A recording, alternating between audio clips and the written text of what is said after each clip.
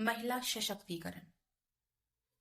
अगर आसान भाषा में इसे जाने तो महिलाओं को सशक्त और शक्तिशाली बनाना, ताकि महिलाओं को इस समाज में अपना अधिकार मिल सके, वो अपने हिसाब से अपने जीवन को जी सके। और आज के दौर में नारी स्वतंत्र है, वो सब कुछ कर रही है अपनी इच्छा के अनुसार।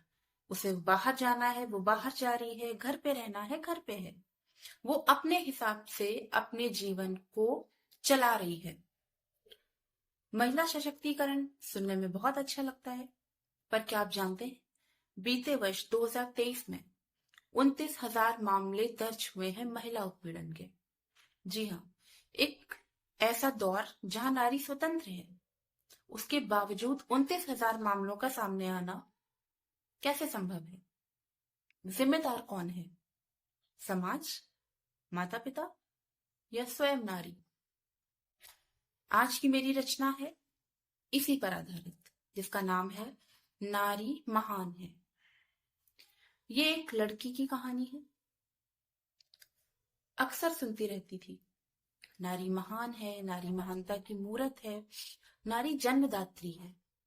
ऐसे लड़ो नहीं, ऐसे झगड़ो नहीं, इस तरीके से जवाब नहीं दिया करो। अपने अंदर सहनशीलता लाओ, विनम्रता का भाव रखो, ऐसे झगड़ा नहीं किया करो। ये सब सुनते सुनते वक्त बीतता गया। समय अपनी गति से चल पड़ा। किसी के घर की बेटी थी और अब किसी की बहू, किसी की पत्नी बनने का वक्त आ गया। बहुत कुछ देखा उस समझौते और सौदेबाजी के मेले में, जिसे लोग अक्सर शादी का नाम देते हैं। जी, अपनी ही आत्मा से आवाज आई कि उठो, निकल जाओ यहां से, ये तुम्हारे लायक नहीं है, ये कैसी जगह है।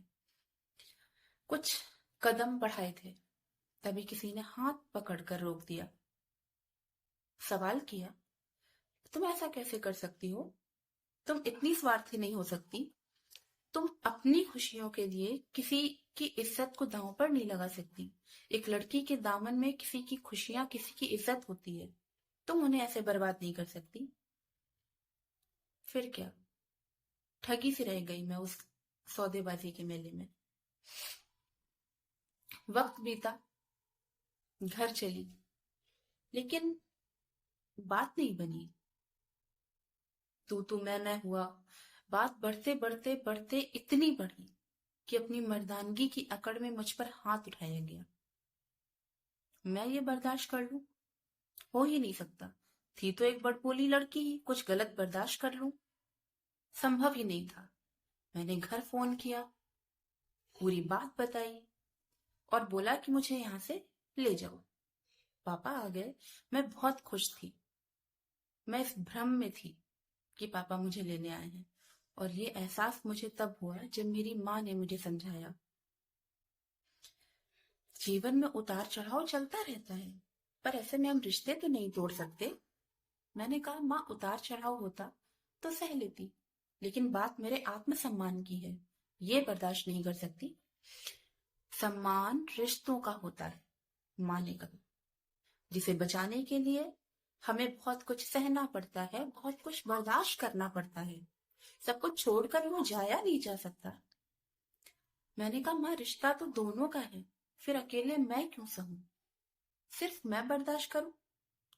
माँ ने बड़े प्यार से सर पे हाथ फेरा और माथे को चूम कर बोली, क्योंकि तुम एक औरत हो, और इतनी ममता, इतनी सहनशीलता ये सिर्फ नारी में है, जो रिश्तों को संभाल सके, सहेज सके, सब कुछ बर्दाश्त करके इस जीवन के गाड़ी के पहिए को आगे बढ़ा सके।